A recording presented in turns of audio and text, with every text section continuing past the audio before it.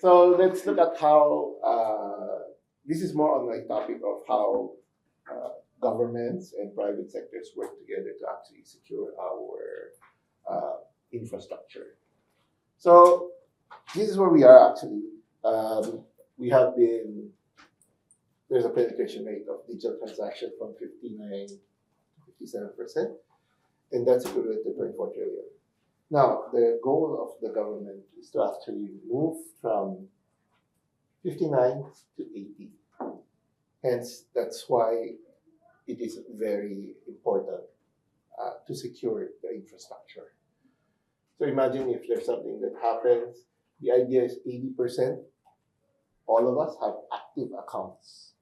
I know there's a lot that have accounts that are not active. So the idea is that, as you can see, one of the initiatives from Land Bank was actually to make any government transaction as no fees. Okay, so as you can see, it's really a push for digital transactions. Now, this is actually the picture of our digital landscape. One of the most important thing that we notice, and if you go to different countries, is the anomaly of the Philippines. Why? Philippines have no set standard at all. All private institutions, for those who have gone through any integration, notice every integration is a painful effort because all of it is unique. There's no set standards, there's no overarching group actually that dictates anything. The only thing that you can be sure of is it's probably API based, probably there is, or some set standard communication based, it's 8583, or probably some form of ISO 222. So, but that difference, that innovation, that fragmentation is also actually in a way quite unique. It makes it very hard to break the entire system because no two entities are the same. So, but of course it creates a problem. Everybody knows this, everybody experienced it. Even now, I mean, you've seen, in the past, it's very obvious when you try to call Globe using Smart, nothing is going to connect because they're like separate islands. So, when you think about it, what is government's role there? Okay. Government's role is start to make them interconnect. Now, if you think about how it is driven, it's driven different ways. So if you look at the private sector and the public sector, there are key differences. For example, private sector, these are the key things that they want: shareholder value, they want to have competitiveness, they have innovation, they want efficiency. And of course, they are the first to adopt any new technology, any new platform. Okay? So it's a growth engine actually. Why? Because it's partly about the shared responsibility. In the Philippines, how many of the financial infrastructure is owned by the private sector? It's nearly all of it. Banks are owned by private sectors. There's 2 government banks, 3 actually if you want to compute PVB into it. But everything else is private. Even the switch, the national switch, is operated by a private entity. But the public sector, what do they want to do? They want to achieve inclusion. They want everybody to be able to access all services easily. Okay, they want stability. Okay, so your experience from one platform to another should be the same. They want transparency, how everything is charged and everything is computed and very clear to all users. But one thing about government is they're cautious innovators. They choose very well established technology. You will never see government get the latest and the greatest. But once it's established, they'll make standards, they'll make sure all the safety is in there. And it's actually a stabilizer. Same issue, if you notice, digital banks, we only give 10 because we're testing the waters. And of course, like a lot of, one of my experience in the private sector at that time, they were asking, oh, your bank is now going to lend in the digital sphere.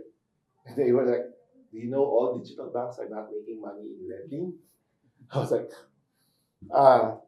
ganda na sa backpass tinanong in front of everybody. the back chair had to ask, oh, it's good that your bank had a initiative, but nobody's making money there. Of course, kailangan may Miss Universe answer. Lending is not about giving money away and then expecting them to pay back. You need an army that does that. There's background checks, there's credit scoring, and there's risk taking. Most digital banks don't have that. They use automated tools. But us being a very mom and pop shop, we have that army. So, buti na lang nakatakas. Okay, so that question is really a very important thing that you should notice. Very cautious innovation. For example, the standard of ISO 222, that's an old standard, but we're just trying to mandate it now. The reason why that standard exists is because it's actually a very good standard in describing financial transaction. 8583 was a very, very small standard. The reason why it's very, very small was because at that time, we have no connections that is fast. So everything is bit level and very complex.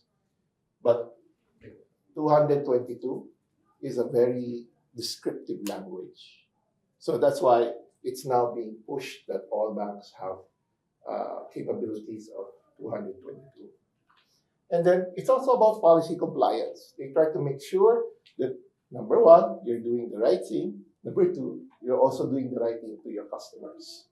Okay, so that's the very main part of what public sectors are. They want to make sure everything is done in a proper way. That's why our favorite, every 2 years for banks, audits. Bibisita na si BSP, patay. May nakulangan ba tayo? Did we do everything properly? So that's the usual question because this is very important. We want to make sure you do the right thing. But as I said, it may be nearly all financial infrastructure is actually private, but any failure in the infrastructure is a national security concern. Okay. Finance, as you've seen in the previous, all digital transactions have already gone above 50. IMF was right in its prediction. If you untap digital transactions, you are actually opening up a 5 trillion value to the Philippine market. It's very good. It's very easy. Let me ask everybody here. Diba lahat tayo may access sa Lazada, personal shoppers, but we still go out and we shop. Okay, so as you can see, that's the 5 trillion that they're describing. That additional thing, nobody abandoned it. After COVID, it was a necessity. After COVID, it was something we got used to. So then, of course, information sharing, that has been how would you say it? With banks and CISOs, initially it was very informal. And then, even now, there's this CISOs group, and then, besides from the happy birthdays there, okay, and then events that were being pictured, ito dyan siya, kasama siya, attendance, no? We also share that information. But, as you can see, the national regulatory body, BSP, encourage everybody to join into BAPC. But that is evolving. one thing that was discussed before I was being part of the BAPSID group, why not make it a better communication platform? The problem is it has grown to a certain size, and there's capabilities there that is redundant actually. Some of the organizations have them already, like third-party scanning and everything. So I said, why not let's return it back to its real roots, which is to make information sharing quick and easy. Actually, that's about the communication platform is a little bit antiquated because of email. Anybody read the email for emergency? No, they always get their phone, app notifications. That's the reality today. But I think the BSP is going to create a much more responsive group, because the problem is we're looking at how to secure national infrastructure, which is the financial infrastructure, and joint defense. Of course, sometimes we're not so happy with it because the standards keep changing and you have to follow it. But of course, when you put the standards there, it's a necessity. Without the government or the regulators describing it or giving you an idea on it, it's very hard sometimes to push it into management. What's the first question when you go to management to ask for budget? Regulatory requirement ba yan? That's a hard thing to actually say no to if it's a regulatory requirement. It's a cost of doing business. So there's been a lot of public-private collaboration before, and it really has been quite successful, the NRPS. To be honest, when the NRPS was made, there were actually banks that were against it. Why? Because it's like sharing your rice bowl across.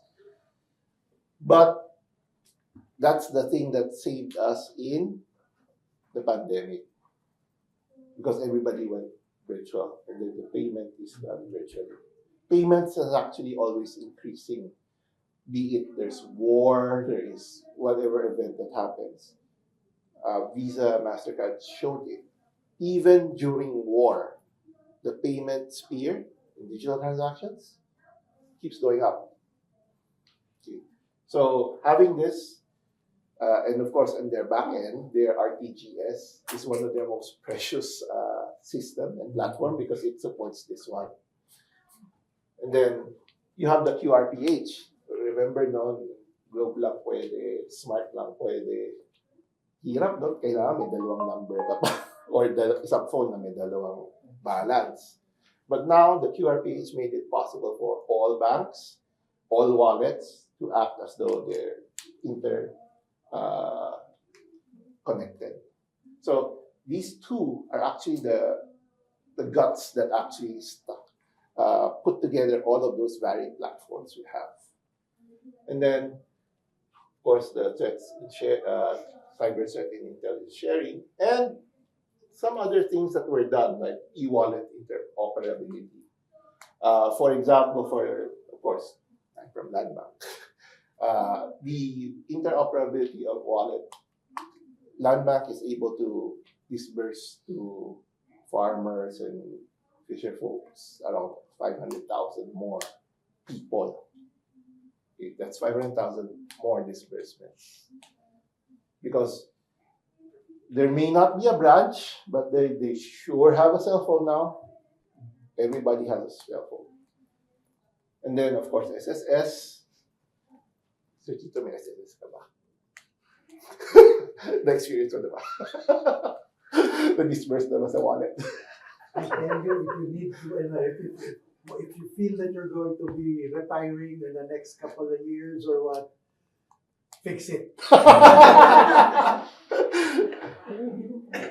GSISA Hill. Mahirap yung maglakad doon kasi panay pila eh. Ang haba na, di ba? You don't go online just to finalize everything eh. For you to get your what's called pension. Disbursement is electronic pero to file. Ang bilis na naman, electronic disbursements nila. That's good, it's good. I don't have any problems. But that was after a lot of effort I had to go through just to make sure that I get it. Yeah. Manumatic ba? Ay, sinabi mo. And then this one is actually, we will be able to see the effect probably next year. Now, how much are we losing in fraud? Depends on who you ask. If you ask CICC, it's around 200 plus million. If you ask TransUnion, it's something at the 4 trillion. Okay. Now, the problem is people, if they report it. So, in 20, actually, it's a consequence. When everything went digital, it was easier to commit fraud. That's what happened. So banks were really having problems trying to talk to a different bank, saying, "Uy, pumunta sa'yo yung pera, pa-hold." Under what law are we going to hold this? Basta I trust you na lang, I hold it. Okay? Yun yung before, that's how it's done. So ngayon, parang, because of that, this law came to effect. And we'll see it starting somewhere in June this year, end of June. But I am sure banks, a lot of banks are in various stages. Mahirap talaga. It requires a rethinking of, it's an architectural shift. And it requires a lot of resources. Not easy, but it actually is a necessity.